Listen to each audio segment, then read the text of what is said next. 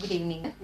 சொல்லுங்களேன், அரவிந்த கிளாஸுக்கு போடுறதுக்கான காரணம் என்னவா இருந்தது? அபிஷேக் வந்து அதுக்கு முன்ன பிடிவாதம் அதிகமா சுறுசுறுப்பு கிடையாதுங்க. சுறுசுறுப்பு இல்லாம இருந்தா ஆக்டிவ் இல்ல, ஆக்டிவே கிடையாது. ஸ்கூல்ல இருந்து வந்து சோர்ந்து போயிடுவானா? கொஞ்சம் பிரெயின் ஆக்டிவிட்டி கொஞ்சம் நல்லா இம்ப்ரூவ்மெண்ட் வரும்னு சொல்லிட்டு அதுதான் கிளாஸுக்கு போடுறதுக்கான. கிளாஸ்ல கொஞ்சம் ஆனா வாழுத்தனமாலாம் இருந்தா, ஸ்லோ லேர்னிங் இருந்தது, பேசிட்டு கான்சென்ட்ரேஷன் பண்ணாம இருக்கிறது, கிளாஸ்ல அட்டென்டிவா இருக்க மாட்டா, தொடர்ந்து பேசிட்டு அது மாதிரி எல்லாம் இருந்தா. அதாவது ஒரு இடத்துல வந்து அந்த விஷயத்துக்கு மேல ஒரு இதுல கான்சென்ட்ரேட் பண்ண முடியாது அவனால. ஸ்டடீஸ்லயே ஆகட்டும் இல்ல விளையாட்டுலயே ஆகட்டும். ஒரு 10 ஸ்டூடெண்ட் இருக்காங்கன்னா அது வந்து ஸ்பெஷலா சஞ்சு தெரியணும்ன்றது வந்து எங்களோட ஆசை.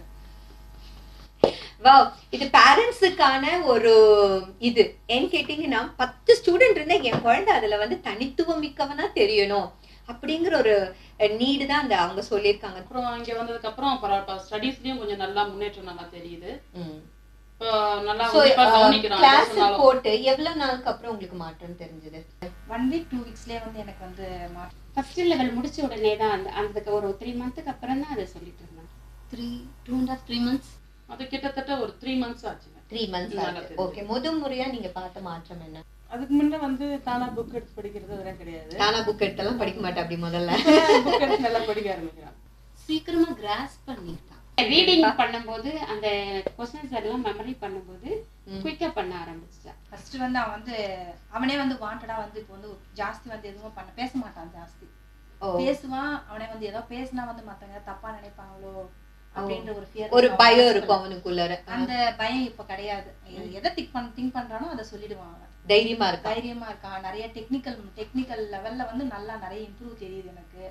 முதல் முறையான்றது அந்த கான்சன்ட்ரேஷன் தான். சோ இதுதான் முதல் முறையா நீங்க பார்த்த மாற்றம். சோ பிஹேவியர் சைடுல உங்களுக்கு சேஞ்ச் அதிகமா தெரிஞ்சதா இல்ல அகாடமிக் சைடுல தெரிஞ்சதா? பிஹேவியர்ஸ்ல தெரிஞ்சது. ரெண்டுலயுமே இருக்கு. கொஞ்சம் படிக்க ஆரம்பிச்சான். ஸ்டடில கொஞ்சம் இம்ப்ரூவ்மென்ட். சோ வேற என்ன மாற்றம்? நிறைய நம்ம வாட்ச் பண்ணிட்டே இருப்போம் என்னென்ன சேஞ்சஸ் எல்லாம் சிந்திக்கிறாங்க. வாவ், நிறைய சிந்தனை அதிகமா இருக்குது. Very good. சின்னது கூட பெருசா சிந்திக்கிறான். வெரி அவளா கிளம்புறது, அவளா குளிக்கிறது, ஓகே, அதெல்லாம் பண்றது. சோ அவளோட வேலையை அவளே பண்ணிக்கிறா. ஸ்டடீஸ்ல கொஞ்சம் இம்ப்ரூவ் ஆயிருக்கு. என்னென்ன விஷயத்துல சொல்லுங்க? முதல்ல வந்து நான் வந்து படிக்க வைக்கணும் ஒரு 1 hour ஆகும். அவனை உட்கார வச்சு படிக்கணும். படிடா. என்ன ஸ்டாண்டர்ட்? Second standard. ஓகே, கூட நீங்க தான் உட்காருவீங்களா படிக்கிறதுக்கு? இப்போ எப்படின்னா மம்மி கொஞ்ச நேரம் தான் மம்மி, நான் படிச்சுட்டேன் மம்மி, எழுந்து போயிடுறேன் அப்படின்னு சொல்லுவான். எனக்கு ஞாபகம் இல்லைன்னா நான் எக்ஸசைஸ் பண்ணுவேன் மம்மி, எக்ஸசைஸ் பண்ணா எனக்கு நல்லா ஞாபகம் வரும் அப்படின்னு சொல்லிடுவாங்க. ஏன் கேக்குறேன் அதே அப்படின்னு பாத்தீங்கன்னா நிறைய பேரண்ட்ஸ் வந்து படிக்கிறது நிறைய நேரம் உட்காந்து படிக்கிறதுனாலதான் குழந்தைகளுக்கு வந்து அந்த படிப்பு மேல ஆர்வமே இல்லாம போயிருது.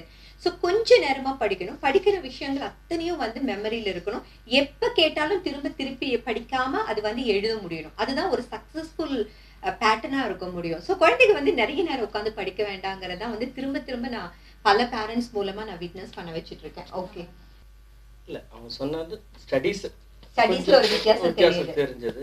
பட் பிஹேவியர்ஸ்லயும் வந்து அவனவே சொல்லுவான், நான் அதுக்கு கோவப்பட மாட்டேன், இப்ப கண்ட்ரோல் பண்றேன் சொல்லிட்டு கண்ட்ரோல் ஆயிட்டு அப்புறம் அவனே சொல்லுவான், நான் அதை பாருங்க இது கண்ட்ரோலா இருக்கிறேன் பாருங்க, எனக்கு இது கோவம் வந்திருக்கோம் ஆனா நான் வரல, கோவம் கண்ட்ரோல் ஆயிடுச்சு.